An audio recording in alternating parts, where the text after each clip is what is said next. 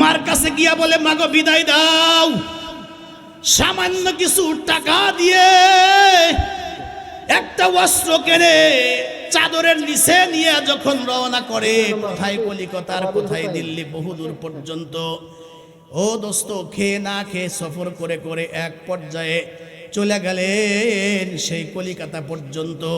যাইবার পরে সে নিজেকে প্রকাশ করে, আমি একজন জয়পালের ভক্ত, আমি তার কাছে মুরিদ হতে চাই, আমি তার একজন ভক্ত মানুষ।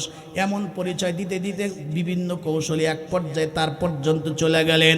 কাছে বৈশা বিভিন্ন কথাবার্তা বলতে বলতে এক পর্যায়ে যখন এই বইয়ের কথা জিজ্ঞেস করে, এই বইটা আপনি লিখেছেন কিনা নিশ্চিত হওয়ার জন্য, সে তখন অট্ট হাসি দিয়া বলে, হ্যাঁ, মুসলমানদের কলিজার ভিতরে আঘাত দেওয়ার জন্য মুসলমানদের নবীকে নিয়ে আমি এই বই লিখেছি, ঠান্ডা মাথায় লিখেছি।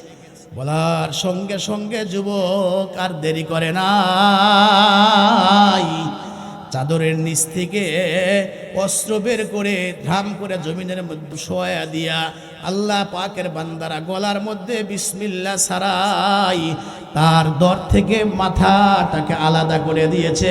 একটু আওয়াজ দিয়ে জোরে বলতে হবে, আল্লাহু আকবার। ইচ্ছা করলে পালাইলে পালাইতে পারত, কিন্তু যুবক সেখান থেকে যায় নাই। কারণ মুসলমান পৃথিবীর কোনো শক্তিকে ভয় করে না, মুসলমান একমাত্র ভয় করে একজনকে। একটু মুসলমানের আওয়াজ দে বলেন না, তিনি কে? হয় নাই, হয় নাই, আওয়াজ দে বলেন না, তিনি কে? কে? এক পর্যায়ে তাকে গ্রেপ্তার করা হলো, মামলা দায়ের করা হলো। তার মামলা যখন আদালতে গড়াইলো, যেখানে সংখ্যাগরিষ্ঠ হলো হিন্দু মানুষ। মানব জীবনের লক্ষ্য এবং উদ্দেশ্য কি? যেই তিনটা বক্তব্য আয়াতের মধ্যে দেওয়া আছে, এই তিনটা বক্তব্যের এক নাম্বার হলো মানব জীবনের লক্ষ্য এবং উদ্দেশ্য কি। 2 নাম্বার হলো সেই লক্ষ্যে পৌঁছার মাধ্যম পদ্ধতি কি। 3 নাম্বার, যদি আমরা সেই পদ্ধতি অনুযায়ী কাজ করতে পারি তাইলে আমাদের লাভটা হবে কি। 3টা কথা কি বুঝছেন? আমি আরেকবার বলি, মানব জীবনের লক্ষ্য উদ্দেশ্য কি, সেই লক্ষ্যে পৌঁছার মাধ্যম পদ্ধতি কি। 3 নাম্বার, যদি আমরা সেই লক্ষ্য অনুযায়ী কাজ করতে পারি তাইলে আমাদের লাভটা হবে কি। এই আয়াতের মধ্যে আল্লাহ রাব্বুল আলামিন এই 3টা বক্তব্য তুলে ধরেছেন। আয়াত হলে একটি, বক্তব্য হলো 3টি। একটু জোরে বলেন না সুবহানাল্লাহ। আল্লাহ বলেন, কুল ইন কুনতুম তুহিব্বুনাল্লাহ,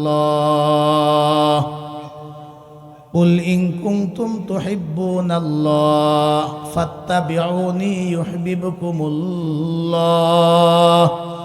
ওয়া ইয়াগফির লাকুম যুনুবাকুম ওয়াল্লাহু গফুরুর রহিম। সম্মানিত উপস্থিতি, খুব ভালো করে বুঝবেন। কুল, আল্লাহ বলেন, নবী হে আপনি বলেন, ইন কুনতুম তুহিব্বুনাল্লাহ, তোমরা যদি আল্লাহ তাআলার ভালোবাসা পেতে চাও, তোমরা যদি আল্লাহ তাআলাকে ভালোবাসতে চাও, এখান থেকে বোঝা যায় মানব জীবনের লক্ষ্য এবং উদ্দেশ্যই হইল মওলায়ে পাকের ভালোবাসা অর্জন। সুবহানাল্লাহ। মানব জীবনের লক্ষ্য উদ্দেশ্যই হইল আল্লাহ রাব্বুল আলামিনের সন্তুষ্ট এবং ভালোবাসা অর্জন করা। জোরে বলেন সুবহানাল্লাহ। এরপরে আল্লাহ রাব্বুল আলামিন বলেন, ফাত্তাবিউনি, নবী হে আপনি বলে দেন, তাইলে তোমরা আমি নবীর অনুকরণ করো। 2 নাম্বার প্রশ্নের উত্তর পেয়ে গেলাম। আল্লাহর ভালোবাসা হলো মানব জীবনের লক্ষ্য উদ্দেশ্য, আর সেই লক্ষ্যে পৌঁছার মাধ্যম আর পদ্ধতি আল্লাহ রাব্বুল আলামিন বললেন যে ফাত্তাবিউনি, তাইলে তোমরা আমি নবীর অনুকরণ করো। অর্থাৎ আল্লাহর ভালোবাসা অর্জন করার মাধ্যম আর পদ্ধতি হইল তার হাবিব মুহাম্মাদুর রাসূলুল্লাহ সাল্লাল্লাহু আলাইহি ওয়াসাল্লামের অনুসরণ আর অনুকরণ। সুবহানাল্লাহ। মানব জীবনের লক্ষ্য উদ্দেশ্য হলো মওলায়ে পাকের ভালোবাসা অর্জন। পদ্ধতি কি? নবী আলাইহিস সালামের অনুসরণ অনুকরণ। 3 নাম্বার আসে লাভ হবে কি? আল্লাহ এই আয়াতের মধ্যে বলে লাভ হবে মোট 3টি। একটু সুবহানাল্লাহ বলবেন না? কি লাভ? খুব ভালো করে বুঝবেন। ইউহিব্বুকুমুল্লাহ।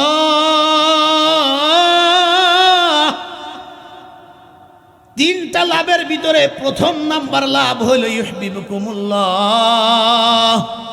আল্লাহ রাব্বুল আলামিন বলেন, তোমরা যদি নবীর অনুসরণ অনুকরণ করতে পারো তাহলে প্রথম নাম্বার লাভ হইল স্বয়ং আল্লাহ রাব্বুল আলামিন তোমাদেরকে ভালোবাসা দেবেন। এটা সুবহানাল্লাহ। ওয়া ইয়াগফির লাকুম যুনুবাকুম। আর 2 নম্বরে ফায়দা হলো তোমার জিন্দেগীর কৃত গুনাহ অপরাধগুলি আল্লাহ রাব্বুল আলামিন মাফ করে দিবেন। আল্লাহু গফুরুর রহিম। আর 3 নাম্বার হইল আল্লাহ রাব্বুল আলামিন মৃত্যুর পরে শান্তি নিকেতন জান্নাত দিয়া ধন্য করবে। 2টা লাভের কথা সরাসরি আয়াতের অর্থ, কিন্তু 3 নাম্বার যে তর্জমা আমি করছি এখানে সরাসরি জান্নাত দেবেন এ কথা আয়াতে উল্লেখ নাই। তবে তাফসীরে আছে আল্লাহ পাক আল্লাহু গফুরুর রহিম। আল্লাহ পাক তার 2টা সিফাতি নাম ব্যবহার করছেন, একটা হলো গফুর আর একটা হলো রহিম। মুফাসসিরিনে হযরত বলেন যে গফুর নামের উসিলায় আল্লাহ বান্দার জিন্দেগীর গুনাহ মাফ করবেন, আর রহিম অতি দয়ালু পরম দয়ালু এই রহিম নামের উসিলায় আল্লাহ পাক যার জিন্দেগীর গুনাহ মাফ করবেন আল্লাহ তাকে দয়া করে জান্নাতের বাসিন্দা বানায়া দিবেন। একটু জোরে বলেন না সুবহানাল্লাহ। আমি একটু সংক্ষিপ্ত আকারে আরেকবার বলি, মানব জীবনের লক্ষ্য আর উদ্দেশ্য হইল মাওলা পাকের ভালোবাসা অর্জন। সেই লক্ষ্যে পৌঁছার মাধ্যম আল্লাহ পাকের ভালোবাসা অর্জনের মাধ্যম আর পদ্ধতি হইল নবী আলাইহিস সালামের অনুসরণ অনুকরণ। লাভ হবে 3টা। 1 নম্বরে স্বয়ং আল্লাহ রাব্বুল আলামিন বান্দাকে ভালোবাসা দেবেন। 2 নম্বর ওয়াগফির লাকুম যুনুবাকুম। আল্লাহ পাক যাকে বন্ধু বানাবেন, আল্লাহ পাক যাকে ভালোবাসবেন, আল্লাহ পাক তার ভুল ত্রুটি আর রাখবেন না, তার সকল অপরাধগুলি আল্লাহ রাব্বুল আলামিন মাফ করে দিবেন। আর 3 নাম্বার হইল আল্লাহ রাব্বুল আলামিন ও বান্দা অথবা বান্দিকে রব্বুল আলামিন বিনা হিসাবে জান্নাত দিয়ে দিবেন। একটু আওয়াজ দিয়ে জোরে বলেন না সুবহানাল্লাহ। আল্লাহর ভালোবাসা অর্জন করার মাধ্যম হইল নবী আলাইহিস সালামের অনুসরণ অনুকরণ। এবার আসুন, অনুসরণ অনুকরণ কাকে বলে? অনুসরণ অনুকরণ বলা হয় যে কদম দেখে দেখে চলা। আমার সামনে যে আছে তাকে ফলো করে করে অনুসরণ করে করে চলার নাম হলো তার অনুসরণ করা আর অনুকরণ করা। যেমনিভাবে মসজিদে ইমাম সাহেব যখন নামাজ পড়ান, আমরা কিন্তু ইমাম সাহেবকে অনুসরণ করে জামাতে নামাজ পড়ি না। আপনারা কি বলেন? অনুসরণ না করলে কি আমার নামাজ হবে? আচ্ছা বলেন তো, অনুসরণ যদি আমরা করি ইমামের আগে কি কোনো কাজ করা যাবে? ইমাম যখন আল্লাহু আকবার বলে তাকবীরে তাহরিমা বলে হাত বেঁধে ফেলে, ইমামের পর পর আমরা হাত বাঁধি। ইমাম যখন রুকুতে যায় আগে যাই না, ইমামকে অনুসরণ করে করে ইমামের পরে পরে যাই। সেজদায় গেলে আমরা ইমামের পরে পরে যাই। আচ্ছা, রুকুর মধ্যে গিয়া সুবহানা রাব্বিয়াল আযীম, সেজদার মধ্যে গিয়া সুবহানা রাব্বিয়াল আলা 3 বার 5 বার 7 বার 9 বার 11 বার 15 বার আপনি পড়ছেন, এরপরে ইমাম মাথা উঠায় না, তাহলে কি আপনি মাথা উঠাইতে পারবেন? কথা কয় না। ইমাম মাথা না উঠানো পর্যন্ত কি আপনি উঠাইতে পারবেন? আর উঠাইলে কি নামাজ হবে? না। ইমাম যদি তার বংশগতভাবে সামাজিক স্ট্যাটাস যদি কম হয়, একজন হাফেজ সাহেব, কারি সাহেব, মৌলানা সাহেব, মুন্সি সাহেব যিনি ইমামের মুসাল্লা দাঁড়াইছে, পিছনে যত বড় এমপি মন্ত্রী আর ডক্টর ইঞ্জিনিয়ার যত বড় মানুষই পিছনে দাঁড়াক না কেন, কয় যে ইমামকে ফলো করতে হবে, ইমামকে অনুসরণ করতে হবে, ইমামের আগে যাওয়ার কোনো সুযোগ নাই। জোরে কন্যা কথা ঠিক কিনা? কিন্তু আমাদের দেশে নামাজের মধ্যে অনুসরণ করে, কিন্তু ওই ইমামকে ওই হুজুরকে সমাজে মানুষ অনুসরণ করতে চায় না। জোরে কন্যা কথা ঠিক কিনা? একজন কয় যে ইমামের আগে কে যাওয়া যাবে, আমিও বললাম যে ইমামের আগে যাওয়ার কোনো সুযোগ নাই। কারণ ইমামের আগে যদি কেহ যেতে চায় তাহলে তারে মরে লাশ হয়ে তারপর ইমামের সামনে যাওয়া লাগবে। কথা ঠিক কিনা? ইমামের সামনে একদিন যাওয়ার সুযোগ আছে, সেটা কবে? যেদিন আমি আপনি মারা যাব লাশ হয়ে, ওই দিন ইমামের সামনে আমি আপনি যেতে পারবো জানাজা পড়ানোর জন্য। জোরে কথা ঠিক কিনা? এই জন্য ইমামকে অনুসরণ করতে হবে। আমাদের এক ইমাম সব তো বলেই ফেলাইলো, ওই যে এমনি তো আর সাইজ করতে পারি না, খুব জ্বালায়। মসজিদে এসে খালি ভুল ধরে, হের পেট আবার মোটা। ওই এমনি তো সাইজ করতে পারি না, তবে রুকুর মধ্যে ফালায়া, মাঝে মাঝে সেজদার মধ্যে ফালায়া কঠিনভাবে সাইজ করি। 17 বার কই তাও মাথা উঠাই না, থাক ঠিক মতো। খালি এদিক সেদিক করে, কিন্তু ঘাট জাগানোর কোনো ক্ষমতা নাই। যদি কেউ ঘাট জাগা করতো তার নামাজ কি হবে? ইমামের পরেই করতে হবে। এটা হলো অনুসরণ, অনুকরণ। আমাদের এ দেশে এক সময় একাধিকবার ডক্টর ইসলামুল হক রহমাতুল্লাহি আলাইহি উনি বাংলাদেশে সফর করেছেন। উনি আগে হিন্দু ছিলেন, এদেশে আসার পরে বিশাল মঞ্চে বক্তব্য দেওয়ার পরে যখন মঞ্চ থেকে নেমেছেন, ওনারে জিজ্ঞেস করছে, আপনি তো আগে ঠাকুর ছিলেন, হিন্দুদের গুরু ছিলেন, প্রভুর কাতারে ছিলেন, ভগবান ছিলেন, আর এখন তো গোলাম বান্দার কাতারে আসছেন। আপনারা আগের জীবনটাই সুন্দর ছিল না, এখনকার জীবনটাই সুন্দর। উনি বলে যে আল্লাহ পাক যে আমাকে ভগবানের জায়গা থেকে নিচে নামায়, এখন যে আমি বান্দা আর গোলামের কাতারে আছি, এটার মধ্যে যে এত মজা আর এটা এত বড় নিয়ামত, কিয়ামত পর্যন্ত আমি যদি সেজদা দিয়া তার প্রশংসা আদায় করি, তারপরেও সে প্রশংসা আদায় হবে না। ইসলাম এত বড়, ঈমান এত বড় দৌলত। একটা আওয়াজ দিয়ে জোরে কর সুবহানাল্লাহ। খুব ভালো করে কথাগুলি বুঝবেন। ডক্টর ইসলামুল হক রহমাতুল্লাহি আলাইহি বিশাল মঞ্চ থেকে বয়ান শেষ করবার পরে, বক্তব্য শেষ করবার পরে যখন উনি স্টেজ থেকে নামলেন, তো আমাদের এ দেশের বহু সাংবাদিকরা তাকে ঘিরে ধরে বলতেছে, আপনি তো আগে হিন্দু ছিলেন, এখন তো মুসলমান হয়েছেন, তো আপনি এই জীবনটা পাওয়ার পরে যেহেতু আপনি অত্যন্ত খুশি, আপনার অনেক অভিজ্ঞতার আলোকে এই বর্তমান যুগের উম্মতদের জন্য নসিহতমূলক আপনি কিছু বলেন। তখন ডক্টর ইসলামুল হক রহমাতুল্লাহি আলাইহি উনি বলেন, তোমরা শোনো, আমি ইনজিল কিতাব থেকে তোমাদেরকে একটা ঘটনা শুনে একটা মেসেজ দিতে চাই। উনি তখন বর্ণনা শুরু করলেন, হযরত ঈসা আলাইহিস সালাম তার কিছু অনুসারী ছিল। বিশেষ করে ঈসা আলাইহিস সালাম যখন চলতেন, তার সঙ্গে সব সময় 11 থেকে 12 জন সাহাবী চলতো। আর ঈসা আলাইহিস সালামের যতগুলি মুজিজা ছিল তার মধ্যে এটাও ছিল, ঈসা নবী যখন পথ চলতেন, তো পথ চলতে চলতে যখনই ওনার সামনে কোনো নদী পড়তো, এই নদী পার হওয়ার জন্য ওনার নৌযান বা নৌকার কোনো কিছু প্রয়োজন হতো না। আল্লাহর উপর ভরসা করে এই পানির উপর দিয়ে হাঁটা আরম্ভ করতেন। আল্লাহু আকবার। ওনার মুজিজা, পথ চলতে চলতে সামনে পানি পাইলে আল্লাহর উপর ভরসা করে যখন উনি পানির উপর দিয়ে চলা আরম্ভ করতেন, তো বিনা নৌকায়, বিনা কিস্তিতে, বিনা নৌযান ছাড়াই উনি পানির উপর দিয়া হেঁটে হেঁটে নদী পার হতে পারতেন, পানি ওনার গায়ে স্পর্শ করত না। একদিন ওনার সাথে এই 12 জন সাহাবী ডাক দিয়া বলে, ওগো পয়গম্বর, আপনার সাথে আমরা চলি, তো যখন নদী সামনে পড়ে আপনি এই নদীর উপর দিয়ে আপনি পার হয়ে যান, কোনো অসুবিধা হয় না, আর আমাদের ওই দিক দিয়ে ঘুরে সাহায্য অন্য কোনোভাবে পার হতে হয়। কেন আপনি যদি আমাদেরকে একটু দোয়া দরুদ শিখাইয়া দেন কোনো কিছু, আমরাও সেটা অনুসরণ করলাম, আমরাও সেটা ফলো করলাম, যেন আমরাও আপনার পিছে পিছে এপার থেকে ওপার বিনা নৌকাতে আমরাও হেঁটে হেঁটে পার হতে পারি। এমনটা কোনো দোয়া দরুদ আমাদেরকে শিখাইয়া দেওয়া যায় না?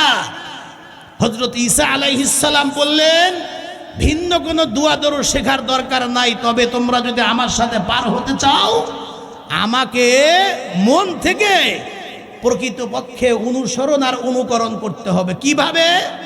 কয় লাইন ধরে তোমরা আমার পিছে দাঁড়াইবা, তোমরা আমার পিঠের দিকে তাকায় তাকায় পিঠকে ফলো করবা।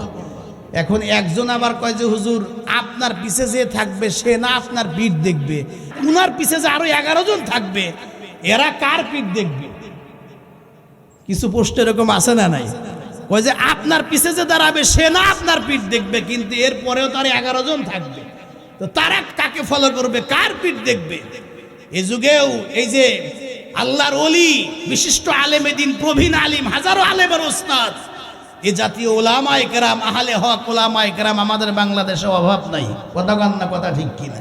বহু মানুষ বলে এখন কি আর নবী আছে, কার অনুসরণ অনুকরণ করব? আমি বলি বিশিষ্ট আলেমে দিন মাওলানা গিয়াসউদ্দিন সাহেবের মতো যারা ওলামায়ে কেরাম আছে, এ যুগে যদি এ সমস্ত ওলামায়ে কেরামদেরকে আমরা অনুসরণ অনুকরণ করি, তাদের কথা যদি আমরা মেনে চলি, তো উনাদের আগে যারা ছিলেন তাদেরকে মানা হবে, আবার তারা তাদের পূর্ববর্তী যারা ছিলেন তাদেরকে মানছেন। এইভাবে করতে করতে তাবেঈন যারা, ওনারা তাবেঈনদের অনুসরণ করেছেন, আর যারা তাবেঈন ছিলেন ওনারা সাহাবায়ে কেরাম অনুসরণ করেছেন, আর সাহাবায়ে কেরাম সরাসরি জনাবে মুহাম্মদুর রাসূলুল্লাহ সাল্লাল্লাহু আলাইহি ওয়াসাল্লাম অনুসরণ করেছেন। সুতরাং আমি ইনডাইরেক্ট বলতে চাই, এই বর্তমান যুগে আহলে হক ওলামায়ে কেরামের সাথে যদি আমরা চলতে থাকি, তাদের কথা মানতে পারি, তাদের সঙ্গ তাদের সহবত আমরা উঠাইতে পারি, কেমন যেন আমরাও সেই নবীর অনুসরণের মতো আমরাও দামি হয়ে যেতে পারবো, আমরাও সঠিক পথ আমরা পেয়ে যাব। একটু আওয়াজ দিয়ে জোরে বলেন না সুবহানাল্লাহ। খুব ভালো করে কথাগুলি বুঝবেন। হযরত ঈসা আলাইহিস সালাম পানির মধ্যে আগে নামলেন, এরপরে বলে দিলেন তোমরা শোনো,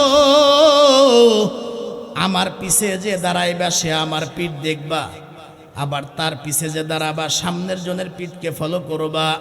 এইভাবে করে তার পিছে যে দাঁড়াবা তার সামনের ব্যক্তির পিঠকে ফলো করবা, কিন্তু খবরদার ডানে বামে সামনে পিছনে চতুর্দিকে কোনো দিকে কিন্তু তাকানো যাবে না। বিশ্বাস নিয়ে অনুসরণ যাকে বলা হয়, প্রকৃত অনুসরণ করে করে পিঠ দেখে দেখে ফলো করে ডানে বামে পিছনে নিচে কোনো দিকে না তাকাইয়া একজন আর একজনের পিঠকে ফলো করবা। খবরদার ডানে বামে তাকাইও না। এমন সময় যখন ঈসা আলাইহিস সালাম পানির মধ্যে আগে নেমে গেলেন, এরপরে পিছনে লাইন ধরে 12 জন পর্যন্ত সিরিয়াল, 12 নাম্বার পর্যন্ত একে অপরের পিঠকে ফলো করে যখন চলা আরম্ভ করতেছে, তো চলতে চলতে একেবারে ওই আপনার নদীর ওই পারে প্রায় কাছাকাছি চলে গিয়েছে। হঠাৎ করে প্রথম ব্যক্তির কানের কাছে এসে ইবলিস ধোঁকা দিয়া বলে, এই নবীর উম্মত, নবী অনুসরণ করতে বলছে, তো পিঠ দেখে দেখে তোমরা অনুসরণ করে করে চলতেছো, একটা বারকে নিচে তাকায়া দেখবা না? আসলে কি তোমরা পানির উপর দিয়ে হাঁটো, নাকি তোমরা সড়কে বা রাস্তার উপর দিয়ে হাঁটো, নাকি তোমরা ব্রিজ বা সাঁকোর উপর দিয়ে হাঁটো? একটা বার কি তোমাদের দেখার দরকার নাই? এই কথা বলার সঙ্গে সঙ্গে সেও চিন্তা করলো, হ্যাঁ অবশ্যই তো একটা যৌক্তিক কথা। এই মনে করিয়া দেখার জন্য যেই মাত্র ওই 12 জনের প্রথম জন যখন নিচের দিকে তাকাইছে, আসলেই কি পানির উপর দিয়ে হাঁটি নাকি ব্রিজের উপর দিয়ে হাঁটি? নিচের দিকে তাকানোর সাথে সাথে প্রথম জন যখন পানির মধ্যে ডুবে গেছে, পিছনের 11 জন প্রত্যেকে পানিতে ডুবে গিয়েছে। ঈসা আলাইহিস সালাম পয়গম্বর ওই পারে পার হয়ে পিছন দিকে তাকায় দেখি একটাও নাই। একজন ডুবতেছে আর একজন উঠতেছে, একেবারে অবস্থা খারাপ। এরপরে কোনোভাবে উদ্ধার করে বলছেন, তোমাদের এই অবস্থা কেন? হুজুর আমরা তো চলতেই ছিলাম, অনুসরণ করতেই ছিলাম, কিন্তু মাঝপথে কাছাকাছি আসার পরে শয়তান আমাদের কানে মেসেজ দিয়া বলে, দেখা দরকার, অন্ধ অনুসরণ করার দরকার নাই। যাচাই বাছাই করতে গিয়ে নিচের দিকে তাকাইলাম তো পড়ে গেলাম। এমন সময় ডক্টর ইসলামুল হক রহমাতুল্লাহি আলাইহি ইনজিল কিতাব থেকে এই ঘটনা শোনানোর পরে বলে, এই তামাম পৃথিবীর বাংলাদেশের নবীর সকল উম্মত সহ তামাম পৃথিবীর সকল উম্মতদের জন্য আমার মেসেজ হইল, সাংবাদিকদেরকে বলে তোমরা আমার এই খবরটা তামাম দুনিয়ার সকল উম্মতদেরকে জানায়া দাও।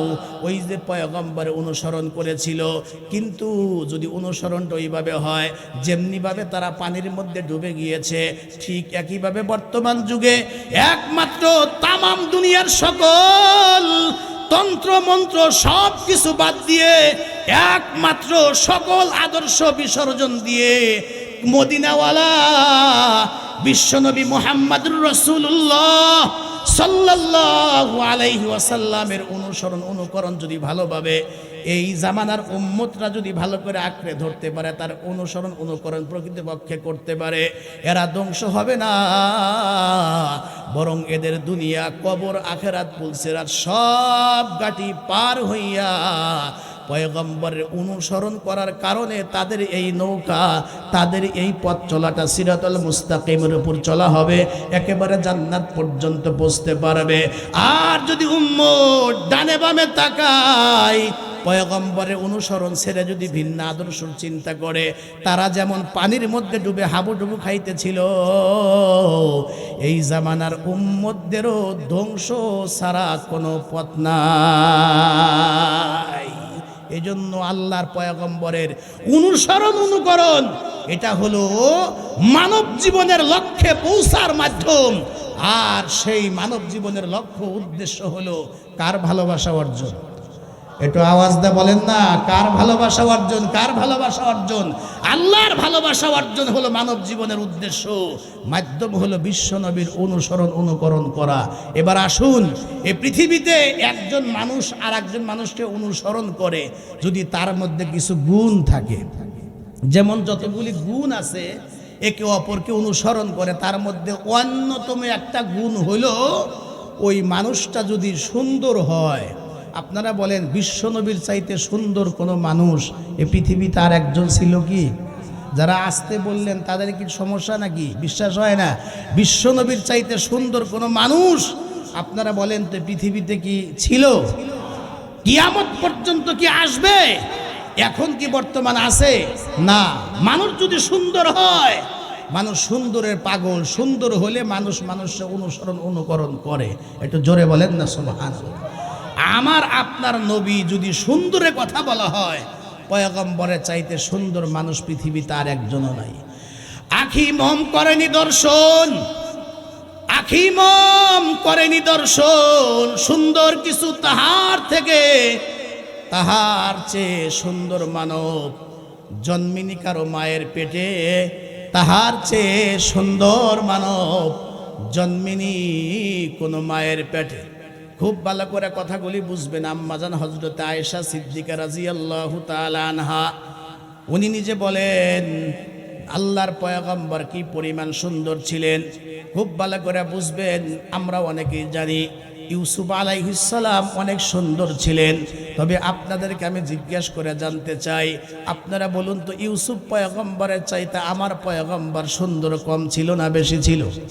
একটু আওয়াজ দা বলেন না, কম ছিলেন না বেশি ছিলেন? ইউসুফ পয়গম্বরের চেহারাটা সব সময় ছিল খোলা, আর আমার আপনার পয়গম্বরের চেহারাটা এত বেশি সুন্দর, এত বেশি সুন্দর, যেহেতু দামি চেহারা মোবারক, এই সৌন্দর্যের উপরে মহান আল্লাহ রব্বুল আলামিন একটা কুদরতি পর্দা ফেলে দিয়ে রাখতেন, মাঝে মধ্যেই পর্দাটা সরাইতেন। ও আমার মা বোনেরা, কেমন নবীর উম্মত আমরা হইলাম। আমার আপনার পয়গম্বর তামাম পৃথিবীর সকল মানুষের চাইতে সুন্দর ছিলেন, সৃষ্টির মাঝে সবচাইতে বেশি সুন্দর ছিলেন, কিন্তু পয়গম্বরের চেহারার উপরে, সৌন্দর্যের উপরে সবসময় আল্লাহ রব্বুল আলামিন একটা কুদরতি পর্দা দিয়ে ঢেকে রাখতেন। তবে এই পর্দা মাঝে মাঝে সরাইতেন। তবে যতবার এই পর্দাকে সরানো হয়েছে আর যারা দেখেছেন হুঁশ রাখতে পারে না, এই বেহুশ হয়ে পড়ে গিয়েছে, আশ্চর্য হয়ে গিয়েছে। যেমনিভাবে আল্লাহর নবীর একজন সাহাবী হঠাৎ করে মসজিদ নববীর সামনে দাঁড়ায় হঠাৎ করে বেহুশ হয়ে পড়ে গেলেন। অন্যান্য সাহাবায়ে কেরাম দৌড়ায় এসে মাথায় পানি দেয়, সেবা করে, যত্ন করে।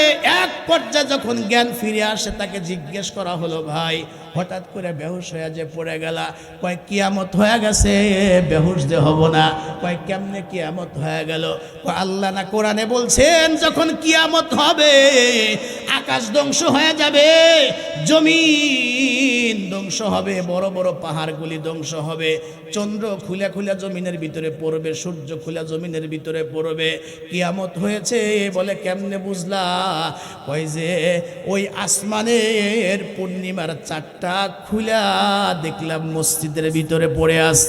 একটু জোরে কন্না আল্লাহু আকবার। এবার সাহাবায়ে কেরাম লক্ষ্য করে বলে, সাহাবী কি বলো? উপরের দিকে তাকায় দেখো, আকাশে তো পূর্ণিমার চাঁদ, আকাশে ঠিকই আছে, কই চাঁদ খুলে পড়ে গেছে। এই সাহাবী বলে, তাহলে আমি মসজিদের মধ্যে ওটা কি দেখলাম? কি দেখলাম? জানালার ফাঁক দিয়া ভিতরে তাকায় দেখে, মসজিদের ভিতরে আমার আপনার পয়গম্বর, ইতিহাসের নক্ষত্র সিংহ পুরুষ মুহাম্মাদুর রাসূলুল্লাহ সাল্লাল্লাহু আলাইহি ওয়াসাল্লাম বসা। ওই সময় চেহারা থেকে পর্দা সরে গেছে। এই সাহাবীর কাছে মনে হয়েছে আকাশ থেকে পূর্ণিমার চাঁদটাই খুলে মনে হয় মসজিদের মেঝের মধ্যে পড়ে আছে। আল্লাহু আকবার বলেন।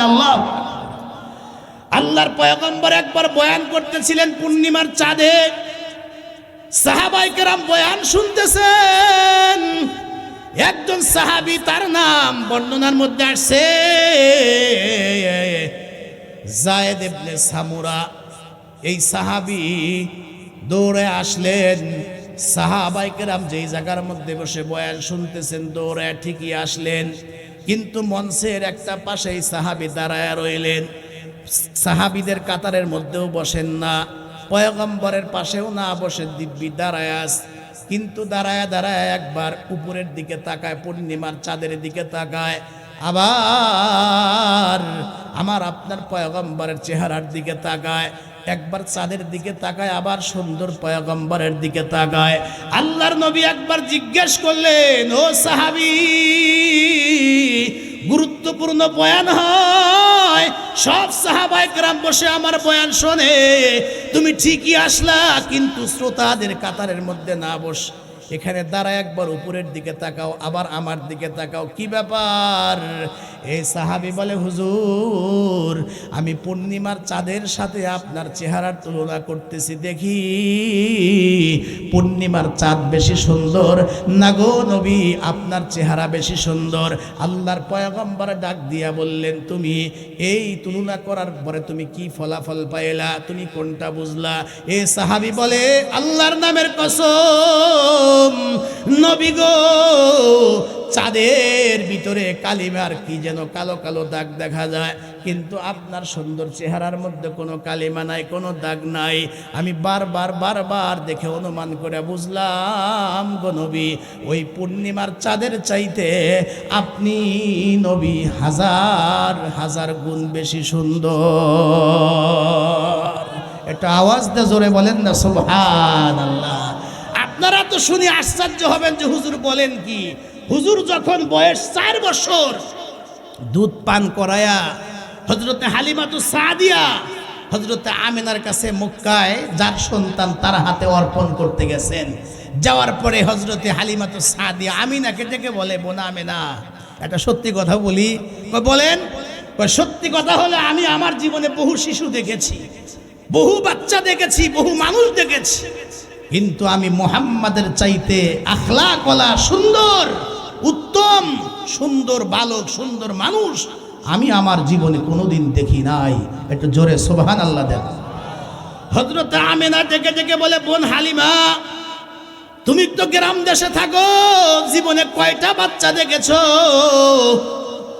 আর আমার বাড়ি হলো মদিনায়, আমি থাকি বর্তমান মক্কাতে। আমি তো মদিনাও দেখেছি, মক্কা বর্তমান রাজধানী আরবের, এই রাজধানীতে মক্কাতে আমি বহু সন্তান দেখেছি, কিন্তু নিজের সন্তান বলে আমি বলি না। আমি মুহাম্মাদের চাইতে উত্তম কোনো বালক, উত্তম কোনো শিশু, সুন্দর কোনো মানুষ আমিও জীবনে দেখি নাই। এই দুই মা যখন কথা বলতেছিল, পাশেই দাঁড়ায়া বিশ্বনবীর দাদা আব্দুল মুত্তালিব, উনি দাঁড়ায়া দাঁড়ায়া দুই মার কথাগুলি শুনতেছিলেন।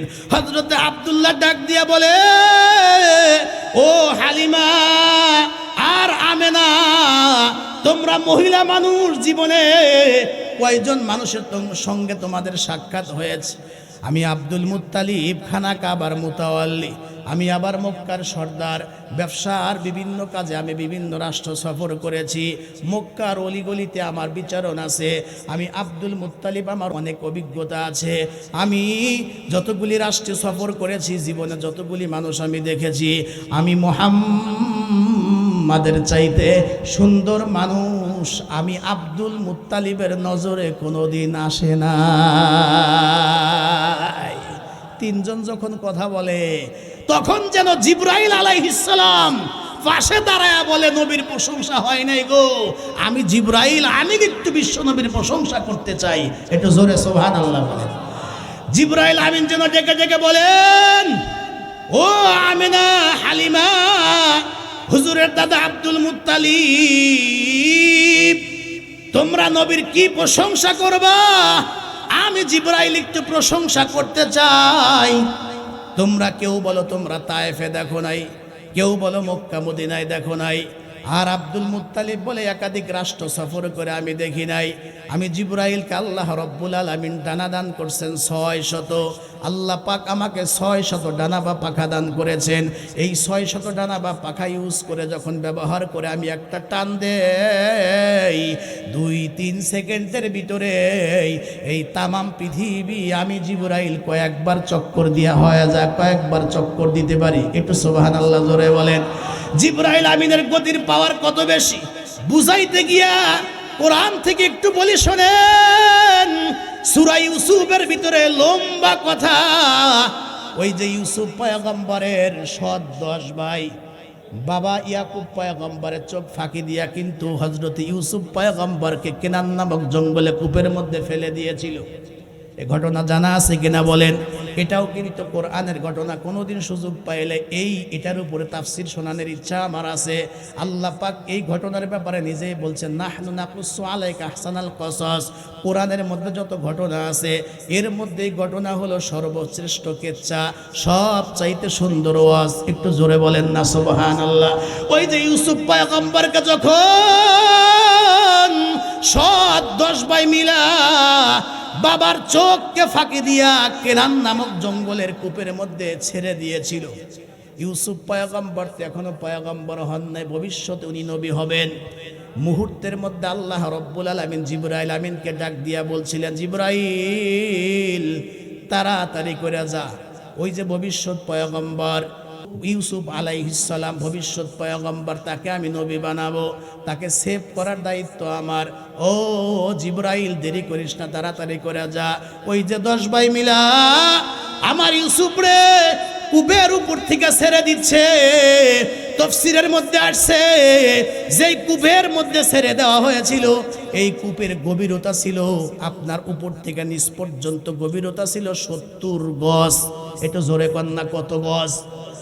আর ইউসুফ পয়গম্বরের ওই সময় ওজন ছিল 2.5 মণ। একটু জোরে কন্যা কয় মণ? যদিও বয়স কম, কিন্তু ওই সময়ের মানুষ, ও দোস্ত, ওই সময়ের মানুষগুলো অনেক লম্বা ছিল, সুঠাম দেহের অধিকারী ছিল।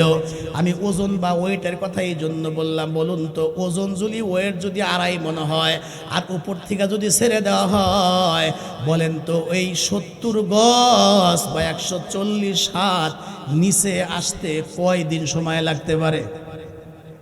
আরো জোরে বলেন, কয়দিন সময় লাগতে পারে?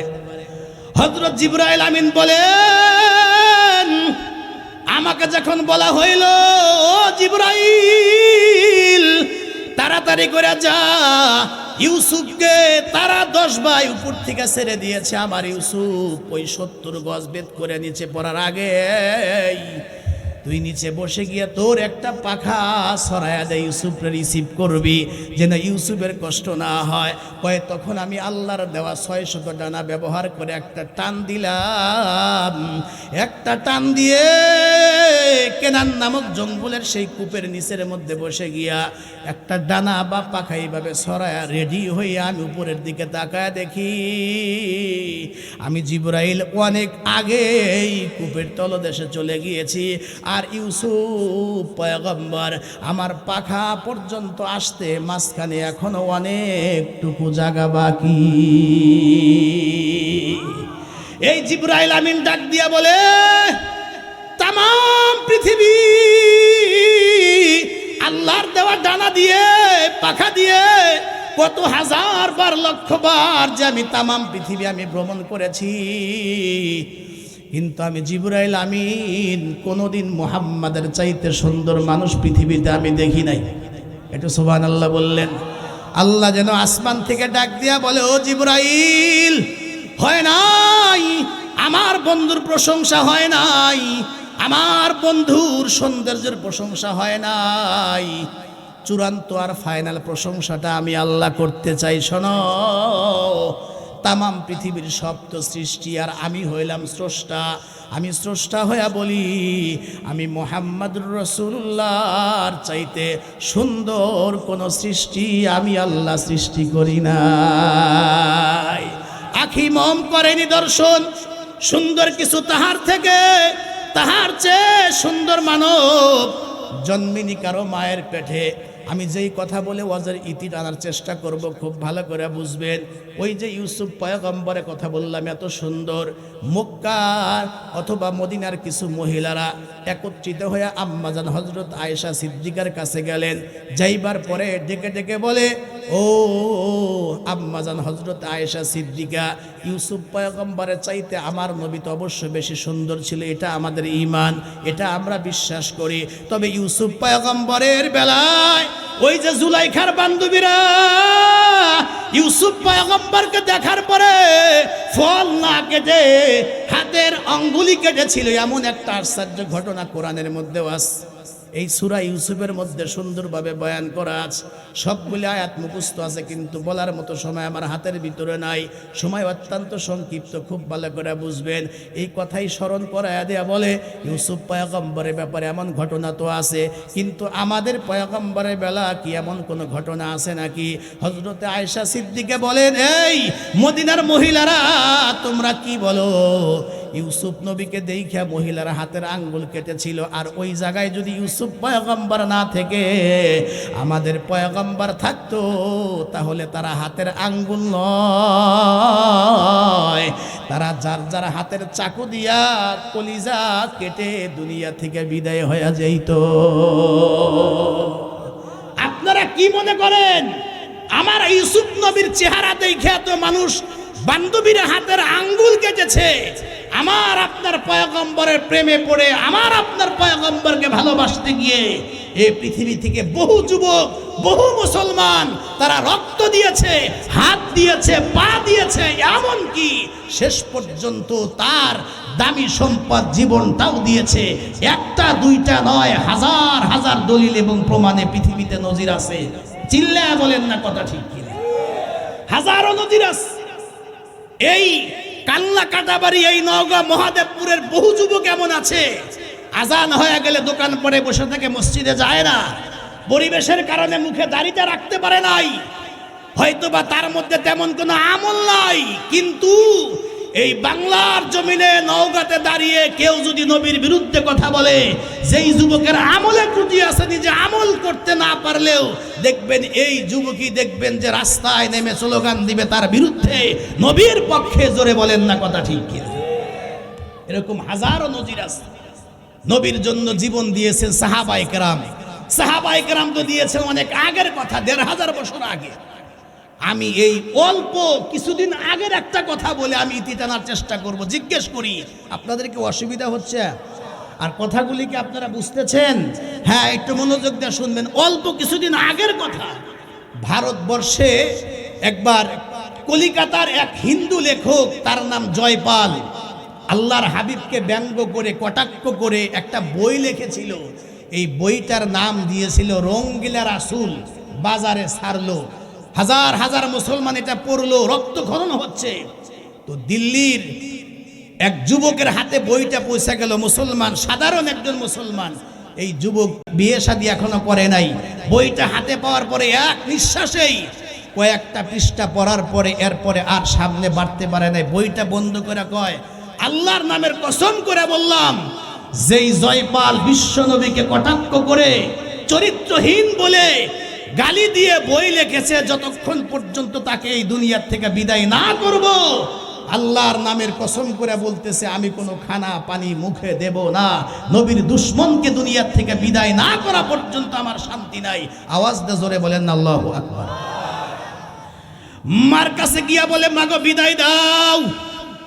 সামান্য কিছু টাকা দিয়ে একটা অস্ত্র কেনে চাদরের নিচে নিয়ে যখন রওনা করে, কোথায় কলিকাতার, কোথায় দিল্লি, বহুদূর পর্যন্ত। ও দোস্ত, খেয়ে না খেয়ে সফর করে করে এক পর্যায়ে চলে গেলেন সেই কলিকাতা পর্যন্ত। যাইবার পরে সে নিজেকে প্রকাশ করে, আমি একজন জয়পালের ভক্ত, আমি তার কাছে মুরিদ হতে চাই, আমি তার একজন ভক্ত মানুষ। এমন পরিচয় দিতে দিতে বিভিন্ন কৌশলী এক পর্যায়ে তার পর্যন্ত চলে গেলেন। কাছে বৈশা বিভিন্ন কথাবার্তা বলতে বলতে এক পর্যায়ে যখন এই বইয়ের কথা জিজ্ঞেস করে, এই বইটা আপনি লিখেছেন কিনা নিশ্চিত হওয়ার জন্য, সে তখন অট্ট হাসি দিয়া বলে, হ্যাঁ, মুসলমানদের কলিজার ভিতরে আঘাত দেওয়ার জন্য মুসলমানদের নবীকে নিয়ে আমি এই বই লিখেছি, ঠান্ডা মাথায় লিখেছি। বলার সঙ্গে সঙ্গে যুবক আর দেরি করে নাই, চাদরের নিচ থেকে অস্ত্র বের করে ধাম করে জমিনের মধ্যে শোয়া দিয়া আল্লাহ পাকের বান্দারা গলার মধ্যে বিসমিল্লাহ ছাড়াই তার দর থেকে মাথাটাকে আলাদা করে দিয়েছে। একটু আওয়াজ দিয়া জোরে বলতে হবে আল্লাহু আকবার। ইচ্ছে করলে পালাইলে পালাইতে পারতো, কিন্তু যুবক সেখান থেকে যায় নাই। কারণ মুসলমান পৃথিবীর কোনো শক্তিকে ভয় করে না, মুসলমান একমাত্র ভয় করে একজনকে। একটু মুসলমানের আওয়াজ দে বলেন না তিনি কে? হয় নাই, হয় নাই, আওয়াজ দে বলেন না তিনি কে? কে? এক পর্যায়ে তাকে গ্রেপ্তার করা হলো, মামলা দায়ের করা হলো। তার মামলা যখন আদালতে গড়াইল, যেখানে সংখ্যাগরিষ্ঠ হলো হিন্দু মানুষ, কে তার পক্ষে কথা বলবে? কিন্তু খুশির বিষয় হইল, তখন পূর্ব পাকিস্তান আর পশ্চিম পাকিস্তান ছিল। এই পূর্ব পাকিস্তানের শেরে বাংলা, যাকে বলা হতো বাংলার বাঘ, একে ফজলুল হক, তখন ওই কলিকাতার সে জজের বড় উকিল ছিল।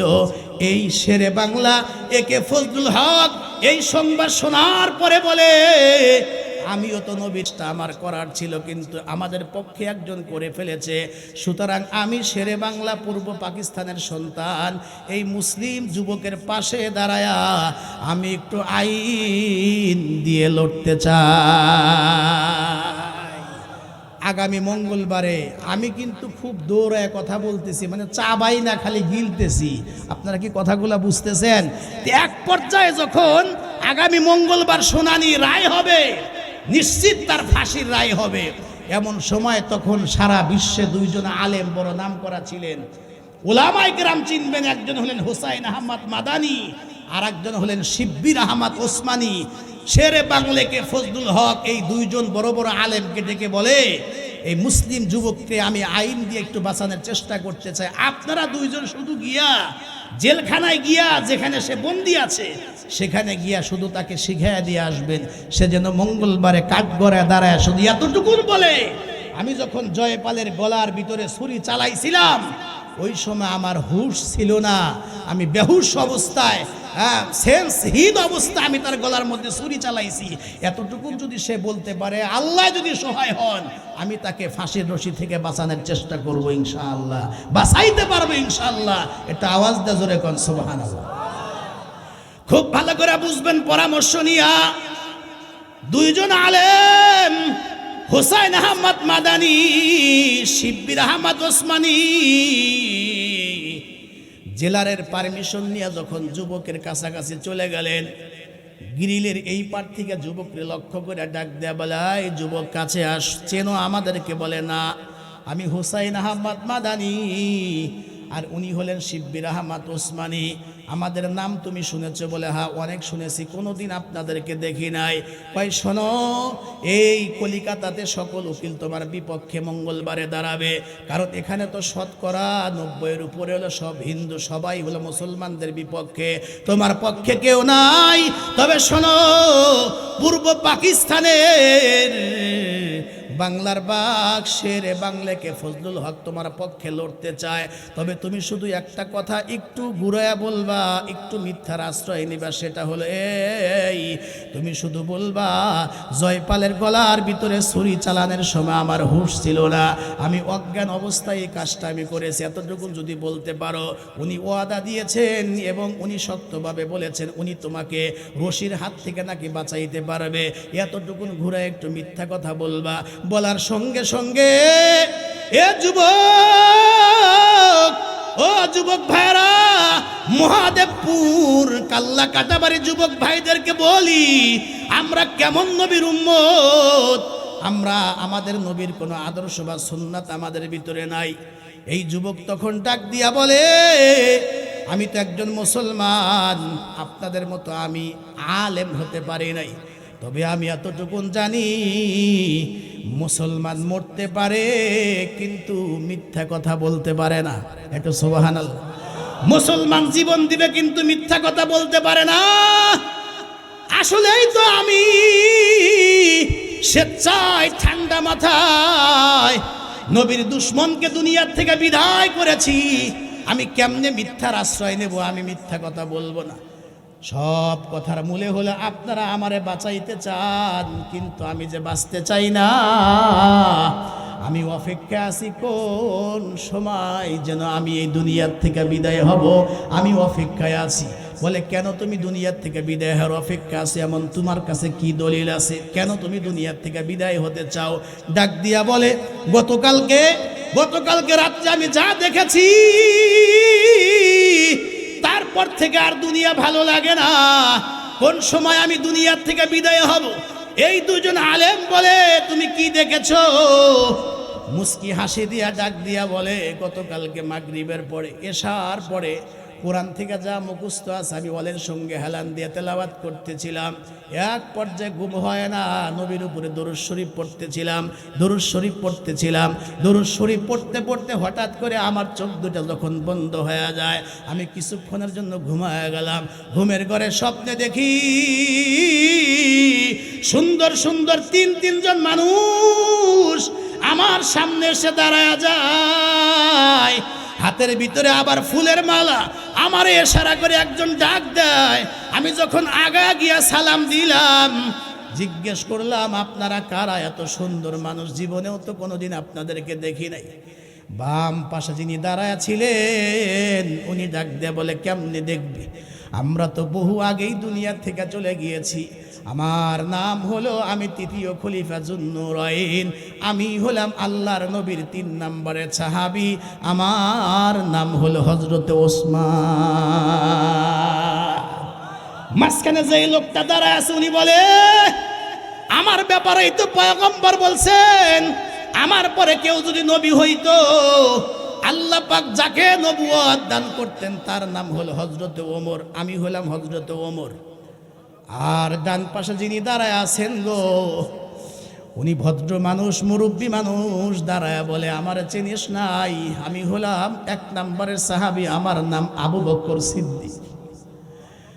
আপনারা কেন আসছেন? 3 জন ডাক দিয়া বলে, শুধু আমরা আসি নাই, আমাদের সঙ্গে চল। কয় আমার হাতটা ধইরা নিয়া কিছু দূর আমাকে নিয়ে গেল, গিয়া দেখি উঁচু একটা টিলার উপরে এমন একজন মানুষ দাঁড়ায় আছে, যার মাথা থেকে পা পর্যন্ত মনে হয় পুরা শরীরটা নূরে চমকাইতেছে। জীবনেও এত সুন্দর মানুষ কোনোদিন দেখি নাই। আমি সামনে গিয়া সালাম দিলাম, উনিকে উনি হাত দুইটা বাড়ায়া দিয়া ডাক দিয়া বলে, আয় যুবক আয়, আমারে চিনিস নাই?